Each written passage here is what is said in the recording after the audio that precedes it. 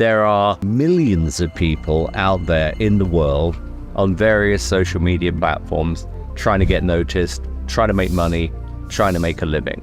For me, to be partnering with a brilliant new platform where the artists literally get paid within 24 hours and take 80% of the revenue, I thought was brilliant. This is essentially the essence of lounges.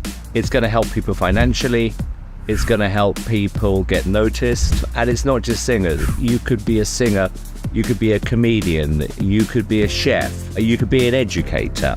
And that's why when I had the opportunity to be a part of it, it was one of the quickest yeses I've ever given.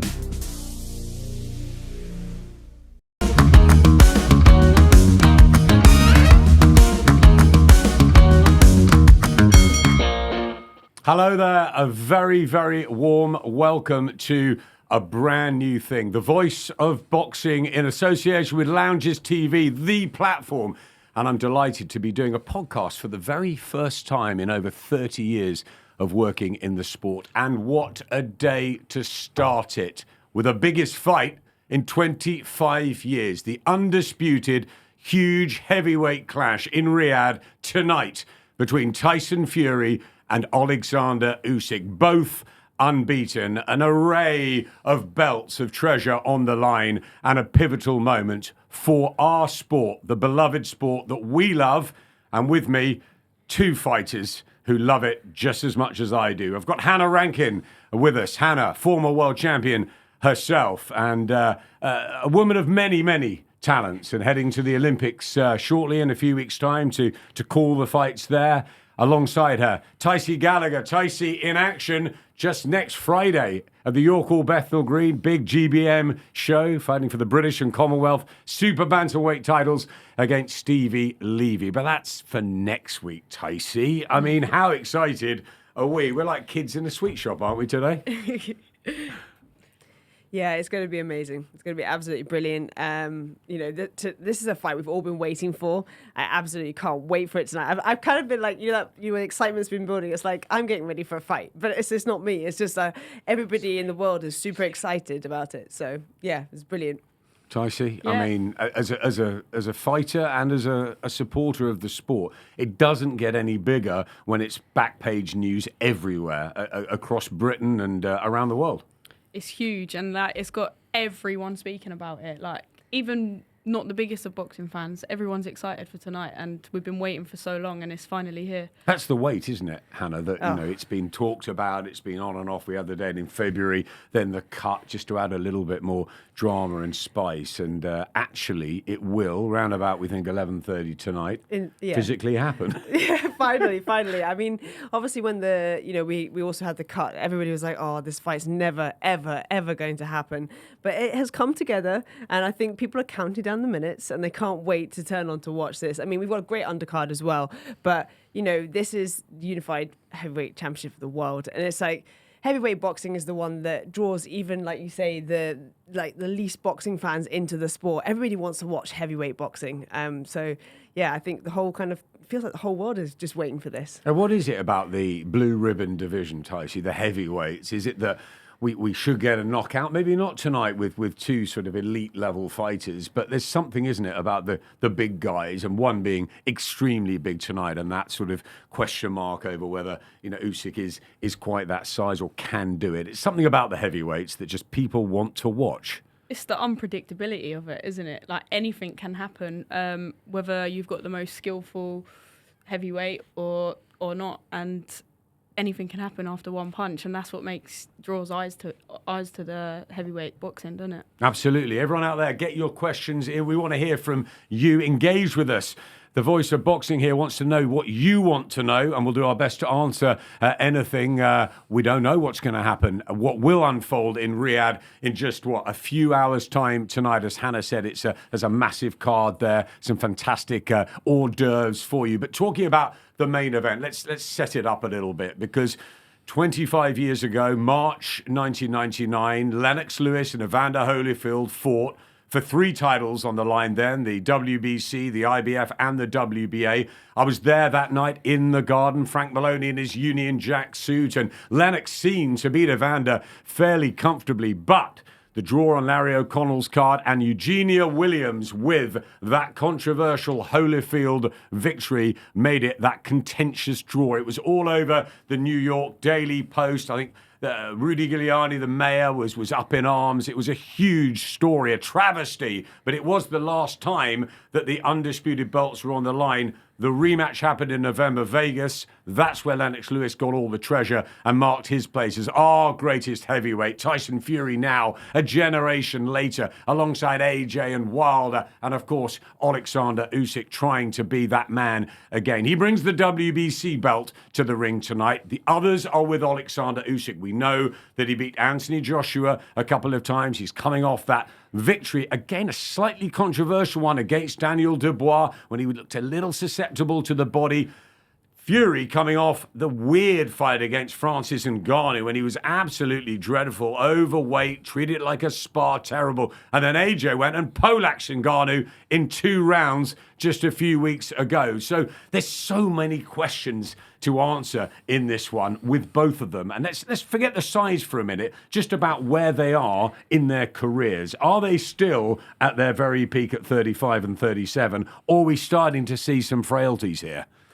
I think I wouldn't say they're at their absolute peak. I wouldn't say that. I think with Usyk, obviously, like you said, we saw the slight with the Dubois fight. You know, is he getting a little bit older? Is he starting to worry about taking shots to the body? He had the same thing with AJ, and he hurt him to the body as well. So he's vulnerable there, and that's what makes this fight exciting because they both have their vulnerabilities. With Fury, when he had that fight against Otto Wallin, or Wallin, I should say, and he got the really bad cut, it was very bad, and so he's susceptible to getting the cut. Is a cut going to make a difference in this fight? And also, Fury's weight as well. He's come in lighter than we've seen him before. Obviously, much lighter than the Ngannou fight because I don't, like you said. 18-10, yeah. Yeah, he didn't seem to take that one too seriously, but he's coming lighter, but not as light as the Wallin fight. Mm-hmm. So I think he's still kept the size that he wants, but it's going to allow him to be mobile, move around, good footwork. The two differences, but the two things that they're both really good at is feinting. Mm-hmm. Fury's feints are really, really good to watch, and the same thing for Usyk. They're both usually their advantage over their opponents. So are they going to cancel each other out? That's what I'm really interested in seeing tonight, because they're both brilliant at it. You talk about the unpredictability of the heavyweights, why we love them. And it is that, isn't it? The added vulnerability. Wilder found it a little bit with Tyson Fury. He obviously went down heavily in that first fight. And despite the second fight, which I think was probably one of the best fights, I think, British performances on away soil ever, when Fury just destroyed Wilder in that second fight. He said he was going to walk through him, and he did. And the third fight, the up and down, are the absolute classic. But he's had some miles on the clock, Tyson Fury, as well. Then there's the cut. People aren't really talking about the cut. Will it reopen? Also, the fact that it was delayed from February. Who's that going to favour more? It is that unpredictability, vulnerability, but both of them are totally class acts in the ring. Yeah, of course. And that's why it's so interesting, because I wouldn't want to... A lot of people put Tyson down because of the miles on the clock that he's had, but he always seems to prove us all wrong when you think that something he's going to lose, or he always proves us wrong, and that's one thing he's so good at. And yet it's such a hard one with Fury and Usyk, because Usyk's a mover, but so is Fury. Has Fury lost the weight so he can move quite easily around for the 12 rounds? And it's interesting to see. Or is that weight the big advantage that they're leaning on, and that will, because they say the good big guy beats the good little guy. It didn't always happen. I was there for the Fan Man episode when Bowe and Holyfield fought for the second time. First time, Riddick Bowe was just that little bit too big, but the second time Holyfield found a way. And there's a lot of smart people going for Usyk here, and going for Usyk more and more as the fight goes nearer. Yeah, I agree. I'm not gonna lie, I have been on the fence all week. Me too. Yeah, but I'm swaying more towards Fury, and I feel like if this was the original date a couple of months ago before the cut, I was swaying more towards Usyk. I feel like them couple of months have done Fury the world of good. Do you think so? But the looks of it, his shape, his mentality. And this week I've seen some nerves in Fury, but the good nerves that he needs to be switched on. And I feel like he didn't have that a couple of months ago. I spotted exactly that. I was up in Morecambe a few weeks ago, and he looked in fantastic shape, physically and mentally. I mean, he's encyclopedic in his knowledge of the sport, and he was going through the big guys and the little guys, the cruiserweights that have come up, the likes of David Hay, Evander Holyfield, and now Usyk. And he's absolutely convinced that he is just too big, and they're all predicting sort of 8-round knockout wins, although his dad was saying it would be more of a chess match tonight. It wasn't a chess match when he was badly behaved earlier in the week. I mean, we're getting it all, aren't we? Let's not forget that. We're getting it all. But he looks in great shape, Tyson. He does look in great shape, and I second that, what Tycee was saying there. Mentally, he looks so switched on. And it is the nerves. I think he really respects Usyk. He really respects like his skill, what he's achieved. And so therefore, he's actually a bit nervous, but it's the good nerves which are making him sharp, excited. He's excited to be getting in there with somebody that he thinks is a real challenge for him. And people might think that's crazy, you know, but it's when you get in with someone that you know, oh, it could go either way. And I just want to see if I'm the better fighter. And he's excited. I'm really enjoying that. As fighters, do you feel that if you really respect who's in front of you, it's not going to be a walk in the park, that you almost are a little nervous, a little anxious, that you could possibly lose this, and that gets you obviously up for it more? Absolutely. I feel like when you have an opponent like that in front of you, it gives you that fear factor. And when you wake up every day throughout your camp, and it's like, it makes camp, you perform way better in camp. It helps with even the weight cut. It helps with being focused on the job in hand.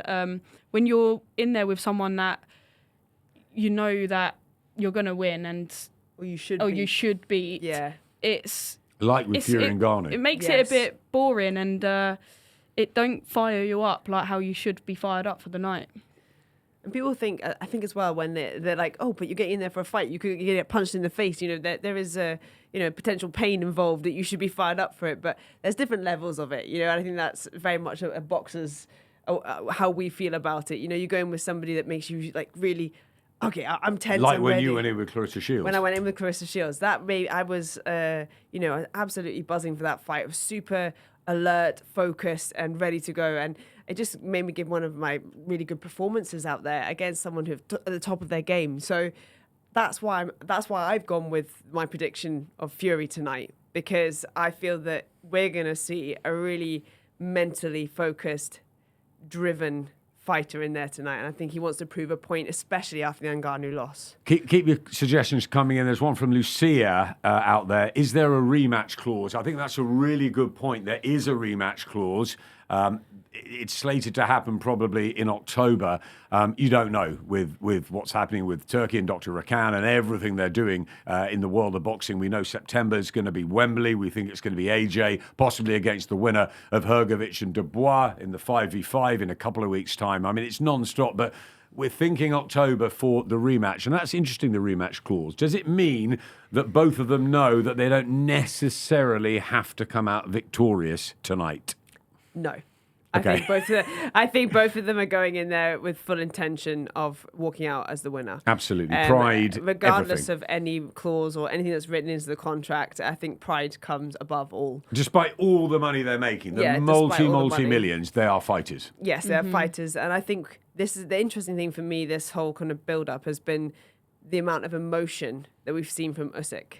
Because this is something that we've never really seen from him. He's normally really cool, calm, collected, ready, really focused. And this time around, we're starting to see like the weigh-in itself. Like they were at each other. It's the first time he shouted at somebody at the weigh-in. They went in together. He wasn't rattled. I just thought this is the first time I've seen his emotions up a gear, and he's really invested in this fight, emotionally invested, and he wants to win to prove a point. Absolutely. Fury undefeated since 2008. He was top amateur, of course. Didn't go to the Olympics with Ireland or Britain, but turned professional. One little bump against John McDermott early on. People thought he lost that fight for the English title, but he won British honours. And then, of course, that big win against Vladimir Klitschko in Germany. Not the best fight, but a wonderful performance. Again, a bit like the Wilder second. He pulls it out when he needs to. And how he got up off the floor when Deontay knocked him down in the final round of the first fight, and how did he come back from 24-25 stone? I remember him coming to Monaco. Eddie Hearn and we had a show out there, and Tyson Fury was massive, and he said, Eddie, I want to get back. I want to become a world heavyweight champion. I mean, honestly, it was almost laughable. We didn't think he could even climb into a ring again. For what he's done has been phenomenal. The battle against mental health, the fact he's got back and done this is extraordinary in itself. I mean, he's a one-off. I mean, it's difficult to compare generations.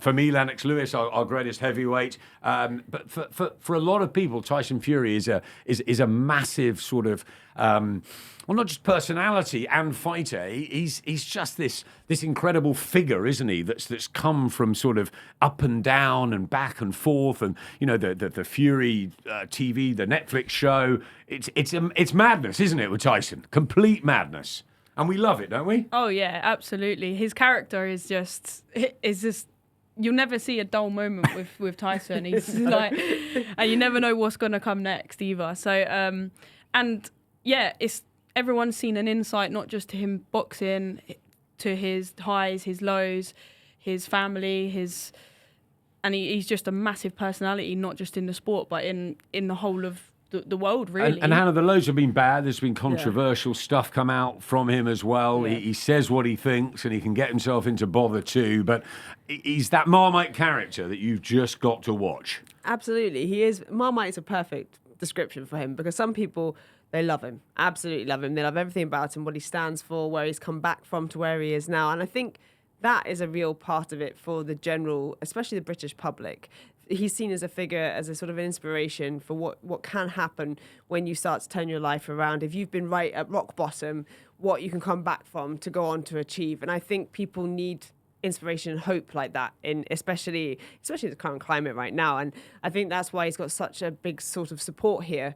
But yeah, he's definitely Marmite, because some of the things he says I wouldn't necessarily, like a lot of people don't approve of. But then he is just himself. And I think that's also quite commendable, really. He just is who he is, and he doesn't apologise for it. No, he is. And he says that, and that's who he is, and he knows he's a fighter, and that's what he does best. And you don't really see him retiring, do you? Because the ring is his home. That's where he's happiest, I guess. He's got Sugar Hill, Andy Lee, a wonderful team behind him. It's a great unit. I love the Joe Parker connection, and they sort of swelled up Isaac Lowe on the bill tonight as well. It's a family affair, the Gypsy King, but it's a big, tight group of people, and they're living a dream, aren't they? And what Turkey and Spencer Brown and Dr. Rakan, they've all got together, George Warren, Frank Smith, Frank Warren, Eddie Hearn, and they've created this incredible sort of happening over there. And this is the ultimate. I mean, people thought this wouldn't happen. An undisputed fight in this day and age with so many promoters, so many different governing bodies, but it's happening. And that's hats off to the whole lot of them. Absolutely, hats off, because who would have thought that all of them promoters alone would all be together, working well together. In the same space. Yeah, in the same space, and making moves in boxing, and bringing so many eyes. Even over in Saudi, the whole of the UK is not just the UK, the whole world is after this, and everyone's really, really psyched up for it. More questions coming in. Tom's saying, following this fight, who do you think should get the next shot at the titles? Hannah, I mean, it's pretty obvious, that one, isn't it, what we think? Well, yeah, obviously, personally, I'd love to see AJ get back in there, get his hands back on those titles. I've always been an AJ fan, and he's had his ups and downs, and he dealt with going from being at the very top to losing everything, then coming back in. Obviously, Usyk was involved in that. So, I want to see AJ back in there. But, there's the heavyweight division is quite exciting. There's quite a Isn't lot. it? There's so many exciting names in there, and you wouldn't be surprised to see some of them pop up coming up the chain quite quicker than we expect. So It's a melting pot, isn't it? You've Yeah. got Hergovich and Dubois, Zhang, Wilder in a couple of weeks' time in the 5v5 match room against Queensberry. Can't wait for that one. There's so much, and Parker's had this rejuvenation, hasn't he? He's brilliant. And Parker. Jared Anderson Yeah. out there. There's a lot of heavyweights coming through, and that's great for the sport. But it's got to be AJ, hasn't it? You know, That's we want to see Fury AJ at some point. Exactly, that's what we've all been waiting for. But yeah, like you say, heavyweight division right now is thriving, to be honest. But AJ next has to be. has to be. Craig saying, how many more years do you see Fury fighting for? That's a fantastic question, because sometimes he says he's got to fight for another 10 years, a decade, and sometimes he says, I'm retired, I'm out of here, which I think he's done 2 or 3 times before. It goes back to my thing, Hannah. I'm not sure how happy he'll be once that sort of final bell tolls. You know, what is he going to do with his life? He's so into it. He's never done anything apart from box. He's going to have so much money in the bank. He's got 7 kids and probably counting. Yeah. But when will he retire? When will he quit? I think obviously age catches up with all of us, especially in boxing. You know, there comes a time when you should retire and your body can't physically do it anymore. You can't actually push yourselves to the same sort of the expectations that you have in your body. You can't achieve them anymore. And that's when you and your team, well, it's usually your team, and they step in and say no more to protect you. But with Fury, I just don't know. Obviously, if he wins this one and we have a rematch, or he loses it, we have the rematch. So there's another fight there, and then of course we want Fury AJ. So I don't know. I don't think there's an answer to that. I think it'll be when Fury decides he's done. But he's got so many other strings to his bow. I don't think he's going to have want for things to do. I think it's going to be the love of being in there that he'll miss. So he'll need something else that's going to take his passion, I think. You're watching The Voice of Boxing in association with Lounges TV, and it's the first episode. And what a time to start. Fury against Usyk. Now, I'm going to pick up Boxing News, the trade paper here. Have a look at this. Oleksandr Usyk is on the front cover. The preview, they do get it wrong occasionally, but this is the Bible like the ring for us over here. They've gone with Usyk. Oleksandr Usyk. Where do we start? 37 now. And how much has he packed in? He started boxing at 15. He was a footballer before. He turned professional only a few years ago after an amazing amateur career that saw him win 335 contests, including, of course, the World Championship gold and the gold here in London. Olympic gold medalist, then a cruiserweight, undisputed cruiserweight title. He cleaned up the Super Series, everything. Then the move to heavyweight. People questioned whether he'd be big enough, whether he'd be strong enough. The likes of Witherspoon, of Derek Chisora, and then came the big test. And it was not far from where we are right now, at Tottenham Hotspur, at the incredible stadium that is Tottenham Hotspur. And it was a wonderful night. And AJ was a warm favourite to beat Usyk that night. AJ, who had struggled against southpaws in the amateurs. And I remember Alex Krasiek, the manager, and Igis Klimis, the team behind Usyk, said, AJ has picked the wrong guy here because Oleksandr is a brilliant southpaw specialist. Technically, he's all wrong for Joshua. And that's what happened. He got centre ring that night. He took the fight away from AJ, and he boxed absolutely brilliant. He's a bag of tricks. His rhythm, his coordination, his timing, his distance, his footwork, everything is absolutely fantastic. Oleksandr Usyk, Hannah and Tycee, is just a phenomenon, isn't he? They don't make them very often. They did with a little one in Vasyl Lomachenko, and they did with a big guy in Oleksandr Usyk. Fighting for Ukraine. He's been fighting on the front line as well as a soldier. I mean, the world is going to celebrate if Oleksandr Usyk becomes undisputed tonight. Absolutely. I don't know many people that don't love Usyk, you know, and this is the funny part, because obviously a lot of people have a lot of love for him, even if they're a Fury fan. I don't think they're going to be desperately upset to see him achieve this amazing achievement. If he manages to win all the belts, I mean, it would be incredible, really.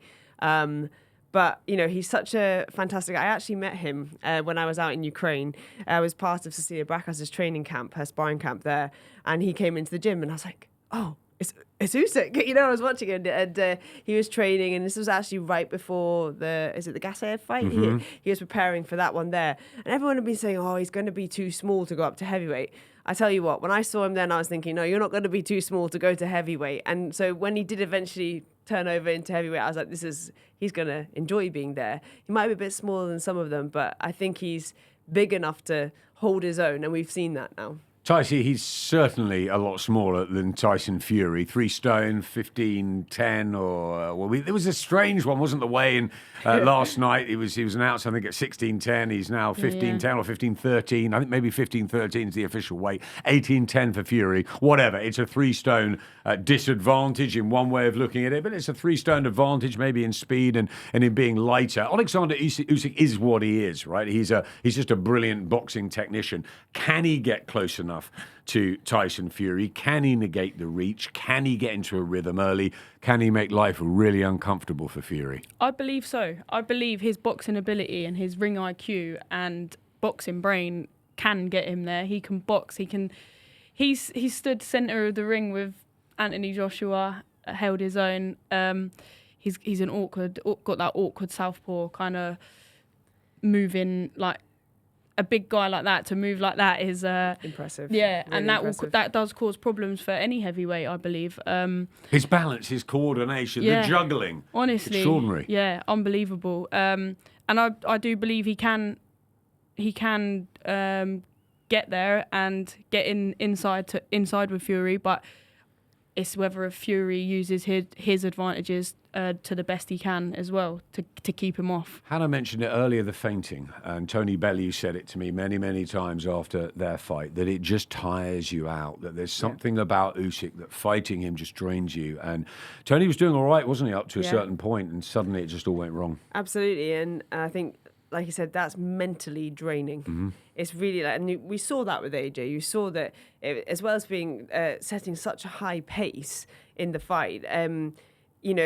Usyk's always been able to set a much faster pace, coming up from a lighter weight, I suppose you could say. But that and his ability to feint head, hands, feet, he uses all of them.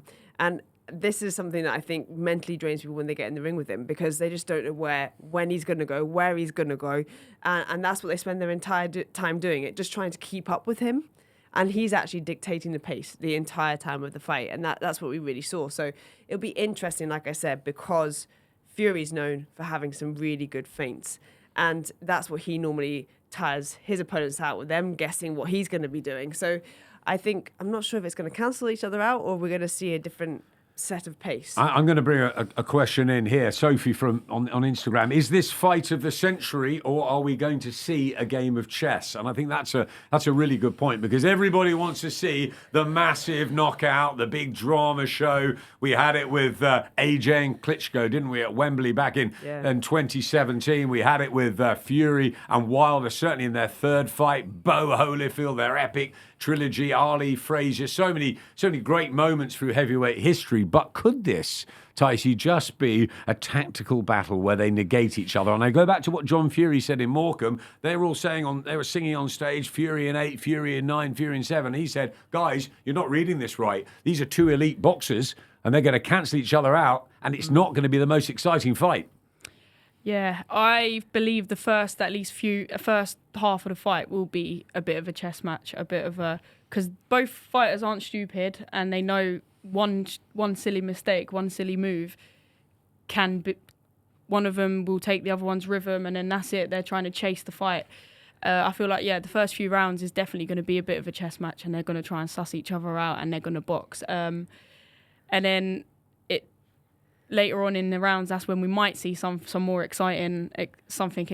But they both can box. They're both very good at what they do. So it's for real boxing fans and fighters, and we want to see the proper boxing. We want to see that. We don't want to just see everyone going in, landing the big bombs. But yeah, and do you know what? It's so hard to call until that first bell goes in the first round. Do you know what must have been hard as well is the sparring partners. Jai Opetaia, who's on the bill in a fantastic fight, a rematch with Bradis, and when he broke his jaw the first time round, they go at it again. Also got Joe Cordina on, fantastic undercard. But But Jai was sparring with Tyson Fury. All sorts of rumours came out about what happened there. But it must be really difficult for the Fury camp to have found an Oleksandr Usyk, and probably even harder for the Usyk camp to find a would-be Tyson Fury. Absolutely. I mean, that's one of the hardest parts of getting ready for such a big fight, is finding people that you think are going to give you the best preparation to set you up for the person that you're going to face in the ring. And I wouldn't have wanted to be the person finding the sparring partners for them. I just think it would have been very difficult. So, yeah, I think, like you were saying earlier, styles make fights. Yeah. And when we had Lewis and Holyfield, their styles just gelled. That's why we had an absolute cracker. The two fights were great. You know, it was really exciting to watch. They just worked well together. Everything was exciting. I think that's what makes a sort of fight of the century. You know, things come together and the styles gel. AJ Klitschko. AJ Klitschko is exactly that one. But then I really feel this has the potential to their styles to just not gel at all. Yep. And it could be more of a chess match. It could be more of a waiting game than people want it to be. And I'm desperate for this to suddenly just take off, but it might never quite catch fire. And That's what we want, like the touch paper at some point, don't we? Exactly. You know, come on, guys. You know, give the casual something as well as the purists are going to love it. Yeah. We're watching the two elite, the two great fighters of this generation, the heavyweights who, you know, Usyk's proved himself against Anthony Joshua twice. Tyson Fury, you know, overcoming Deontay Wilder in some of those epics. We love that as fight fans, but the casuals are on board. We want this. This is a stopping traffic moment, and it should be tonight because everybody should be watching boxing, and we want to get a firecracker. It just might not happen. Yeah, I think that could be the case, and it's like that sort of suspense that you have where you're like, I really want it to go well. I really want it to be as exciting as everybody's wanting it to be, but judging by their two completely different styles, I feel like it might not. It just might not. Craig, the creator, will Fury AJ happen? That's a question we've been asking for ages. I've been around it when I was at Sky, very, very close to the camps and to sort of behind the scenes and seeing how things were going to happen. I remember one moment when AJ said that he really wanted the fight, and Tyson Fury, I was actually on the phone to him saying, can you make him sign? And we were right in the middle of this and it just didn't happen. And there's been a couple of occasions when that's unfortunately been the problem. I don't think it's about the fighters. I think Tyson and AJ want to fight.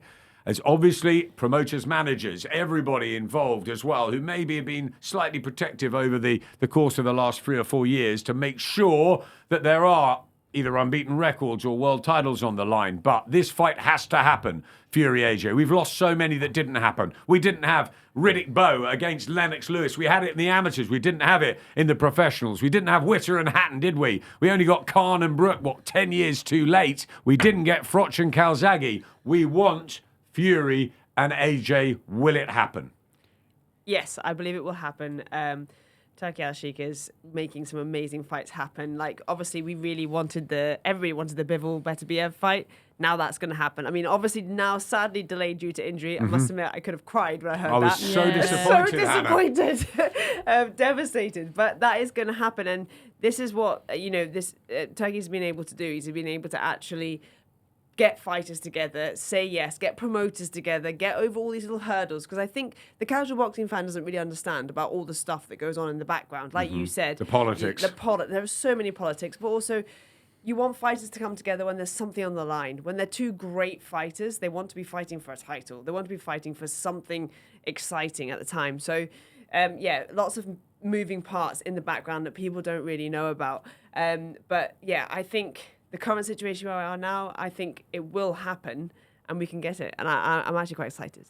I believe so. I believe, obviously, in boxing, it's risk and reward, isn't it? And at the minute, in Saudi, there's a lot of reward and to come for the fighters. And, yeah, it's definitely got to happen, 100%. And maybe the timing of it didn't work out then because it's going to build into something even more incredible, like, in the future. Well, Turki Al-Sheikh and Dr. Rakan, they've just totally redone boxing, haven't they? And it's been in Saudi, but They're doing a big show in America coming up in August. Then September, the word is it's going to be the huge show in London with AJ topping it, probably against the winner of the Hrgovic-Dubois fight. Maybe there'll be a title on the line by that. Who knows? The Undisputed tonight, all the treasure. Will one of those just float away? And maybe Dubois and Hrgovic might end up being for the IBF or something like that. And AJ could bring a piece of the world title. Remember, he's a 2-time heavyweight champion.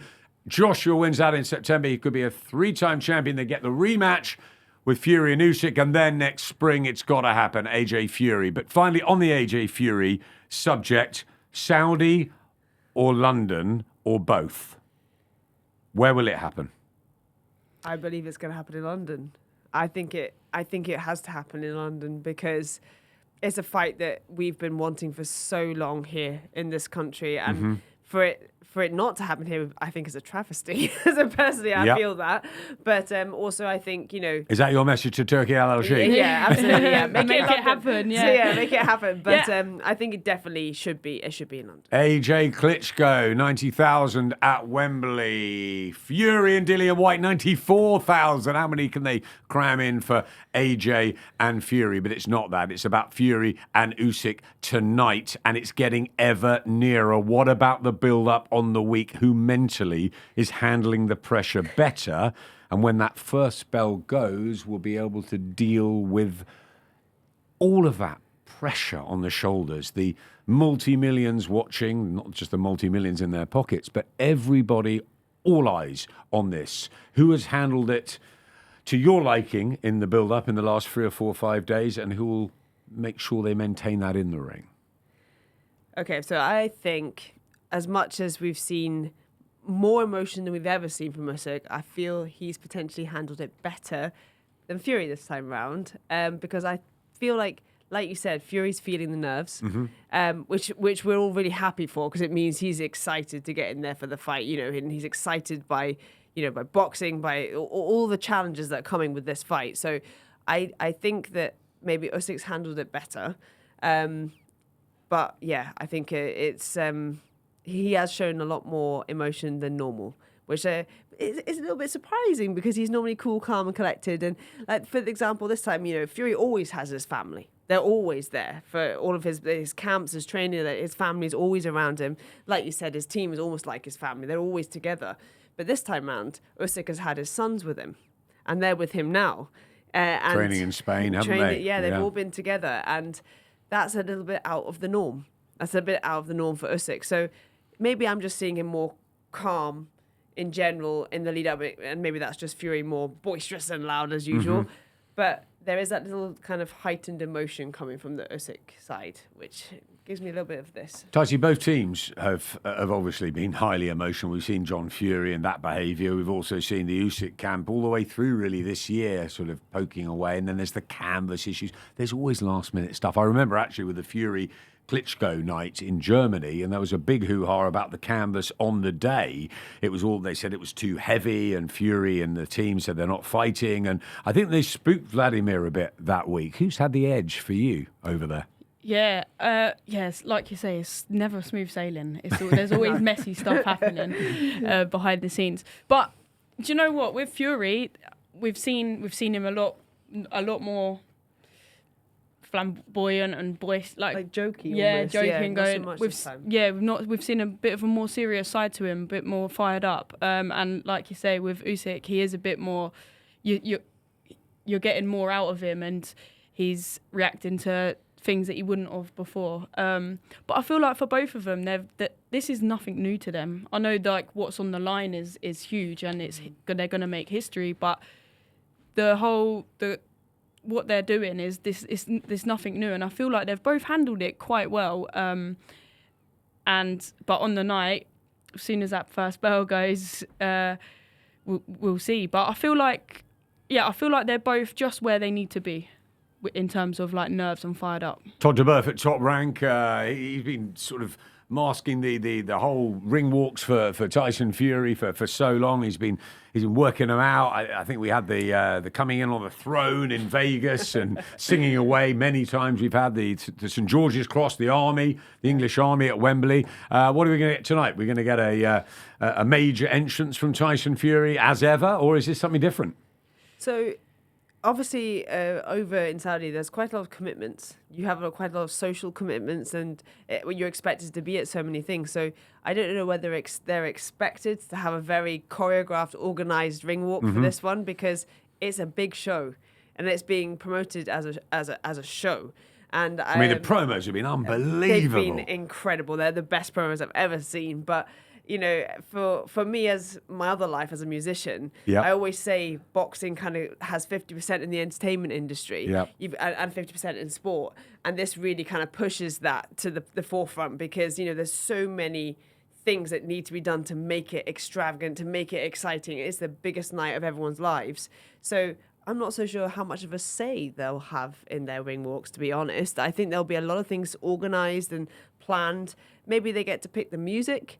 But there'll be other stuff going on around it. So I think that's an interesting part for me. It's going to be entertainment, isn't it, though? I think I did see an interview the other day. He said it's something that he's never done before, and he believes never been done before. So okay. Could be interesting. Okay, come on, Tycee, tell us more. Yeah. What do we know? Well, he left us on a cliffhanger there on that interview. But yeah, so I feel like it might be something big. And Usyk, well, he's just cool. He's calm, cool, as you isn't said. he? He's a funny guy, Oleksandr Usyk. I remember him after I think it was the Bellew fight, and we had a sort of last media sort of get together the night before, and we said thanks Oleksandr for all that. You know, hope we sleep well. And he got up. He said, I'm off. I said, where are you going? He goes, to the disco. And that was the night before. He's a funny guy. He's the guy that Boxing News have got to win this fight. Let's get the predictions from these two. Tycee first. How does it go? We've got who's it? David out there saying, will there be a knockout? Will there be even knockdowns? How does it unfold? Around about 11:30 tonight. Could be later. Remember, AJ and Garner was about 3 in the morning. It was so late, but we expect it 11:30. What happens? This is my first prediction because I've been on the fence all week. But I reckon it starts quite a slow burner for the first couple of rounds. They're both feeling out. And then I just believe Fury wins on points. That's what I believe. And I believe Usyk's going to bring it, but I think Fury's going to use his jab. His jab will be the most important, his left hand, in fact, will be the most important punch tonight for him, and the movement. I think he's going to be moving very, very well. Which is what Lennox Lewis always says, isn't it, for the heavyweight? The jab is the potent weapon. It was for him. It was for Larry Holmes, who's out there too. Oh, yeah. Yeah, exactly. And it is, and especially with Fury's reach. If he uses that correctly tonight against Usyk, a much smaller guy, and doesn't let him into his space, then it could be, if he uses it correctly, he could win using his left hand. Tycee going for Fury on points, but Sugar Hill likes a knockout. He demands knockouts from the Kronk stable. I know, but how much Usyk moves around, and he's going to be hard to pinpoint and knock out. So, because Usyk's a smooth operator, he is, and everyone loves Usyk, but Fury can't get to him to the body, can't get to Usyk to the body like Dubois tried. Yeah, exactly. I think that he will try as well, because we've seen weakness there, and that wasn't even long ago. So, yeah. But it's Fury points for you, and then a rematch justified. Yeah, Fury points, and I feel if Fury beats him on points, I feel like he would beat him again on. And he'll try and I think he would change his tactics up to try and shock the world with a knockout or something with the rematch, knowing Fury. Hannah? Yeah. So I'm actually going with Fury on points. However, I have been going for over and over and over it. And I'm a big Usyk fan. My heart is always been with Usyk because I'm just so amazed at his abilities. It really is. It's so impressive, and he's such a nice guy. And having met him, it's that kind of my heart is with him. So I hope he does it, because if he does it, it's an amazing bit of history for him to go and do that, to come from cruiserweight to become heavyweight and become unified at heavyweight as well. That would be incredible. But like you said, I think it's going to be like a chess match to begin with. Fury can't let Usyk push him back to ropes and get inside. He can't let that happen like he did with Wallen. That just can't happen. Going through Fury's sort of career, when he's beaten southpaws of a high level, it's been on points. I think he's boxed and he's moved, and he's boxed and he's moved, and he's used his wonderful jab. And the jab is going to be key. I definitely agree with that. It's just going to be whether that being a little bit lighter, a little bit more fired up, and he's going to be boxing, moving even more so than normal. But yeah, I don't predict a knockout in this fight. So I'm going to go Fury on points. Rematch, justified. I think if Usyk wins, I don't think he'll want the rematch. I think he'll retire.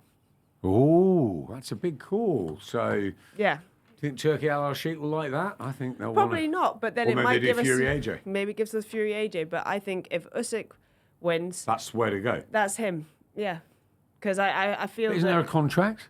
there'll be a contract. But if you decide that you want to not fight again, you don't want to fight again.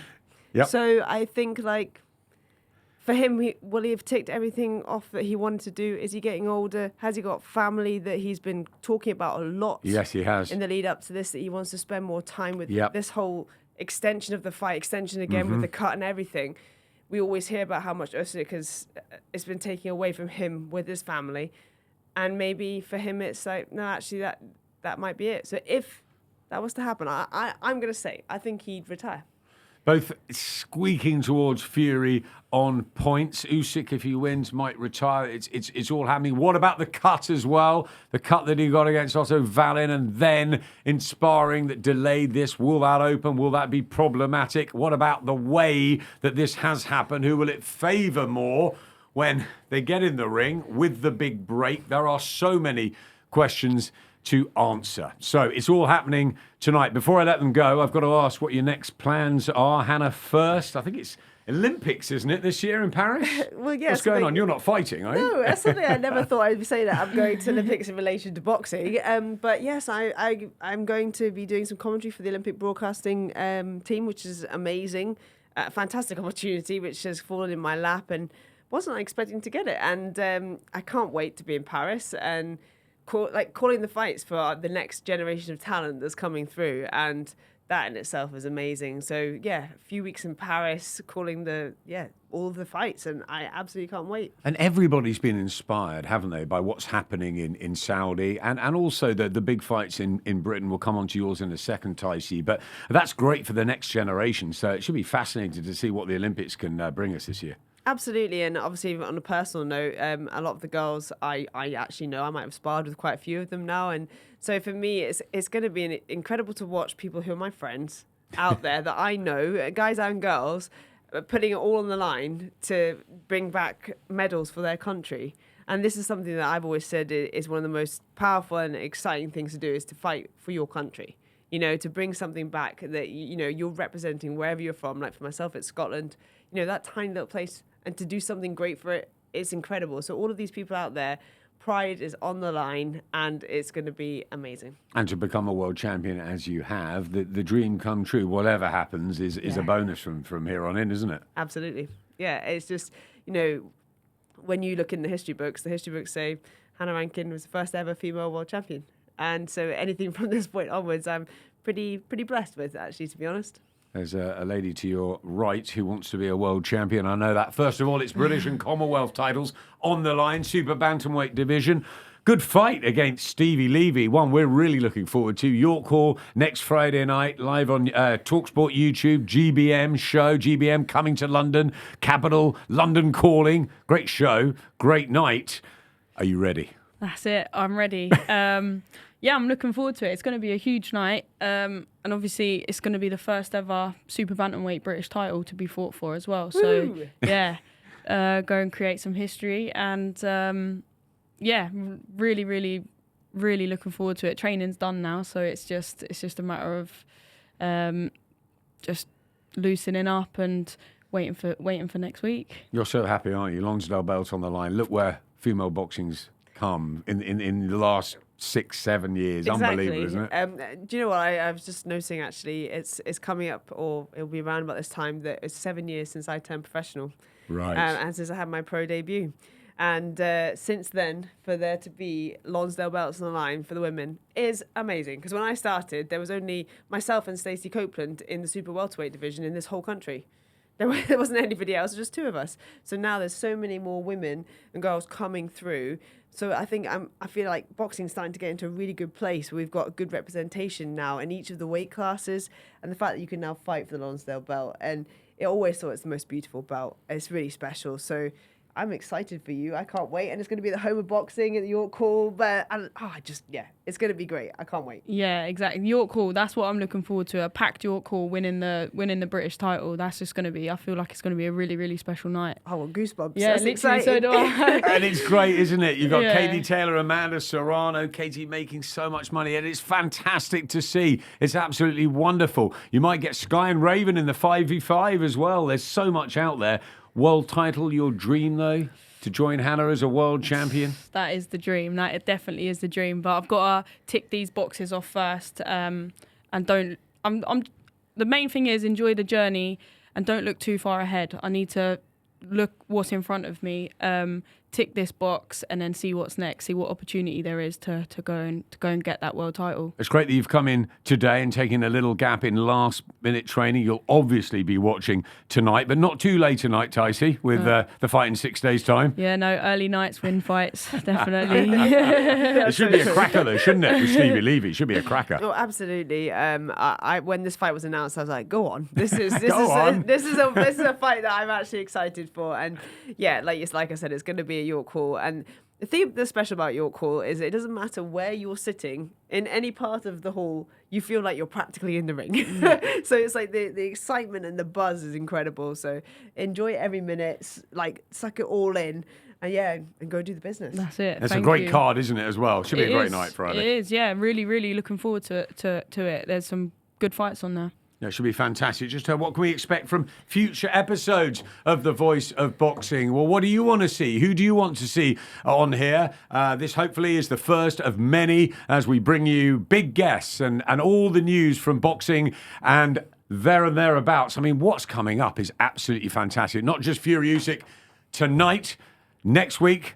A massive fight, the rematch between Josh Taylor and Jack Catterall in Leeds. I remember Hannah and I commentating on that in first time around. So controversial. Jack Catterall devastated. Jamie Moore too. They said they'll get it right this time around. The week after, it's 5 against 5 in Saudi. Bivol Batebiev off for now, but the big fights just keep coming and coming. You've got Riakporhe and Billum Smith at Selhurst Park, middle of June. Before that, Savannah Marshall, your old foe, goes into MMA. Yeah, I know. That's another great one to add to the whole mix of things. So it's not somewhere I ever thought I'd see her going, but it's exciting, and obviously Clarissa's in it as well. So maybe we're gonna see them in the cage eventually, fighting off against each other in the cage. So I'm excited. And who should we get on The Voice of Boxing? Should we just get all these people in week after week, utilise the connections, get the heavy guys? We've got to get Eddie and Frank in, haven't we? Yeah, absolutely. Be fantastic, right? Absolutely. Okay, leave the last words to you. Fury on points, definitely. I'm going for it. Fury on points. Hannah. Fury on points. Fury on points, doubled up. Will Tyson Fury do it? Will he become the first undisputed, I mean all the belts, including the Ring magazine, all the treasure, a couple more big watches, everything comes from Turkey Al Sheikh and the millions he's making, but it's for pride and it's for reputation. Will Tyson Fury become that first undisputed heavyweight champion since Lennox Lewis did it in Vegas in November 1999? We'll find out tonight, round about 11:30. We can't wait. My thanks to Tycee, to Hannah, to all of you out there for watching, for supporting. Please keep coming back to Lounges TV, to The Voice of Boxing. We're going on and we're going to bring you great content over the coming weeks and months because this sport, ladies and gents, is flying and it doesn't get any better or bigger than tonight. Enjoy Fury Usyk because we're going to.